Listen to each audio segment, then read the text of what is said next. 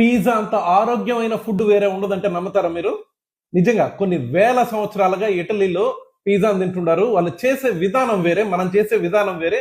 అందుకని ఇక్కడ జంక్ అయింది.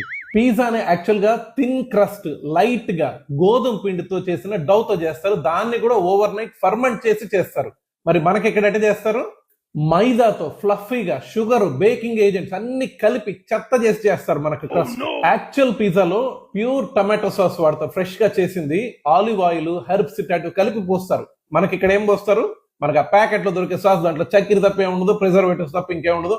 టమాటా అనేది ఉండదు నాకు తెలిసి.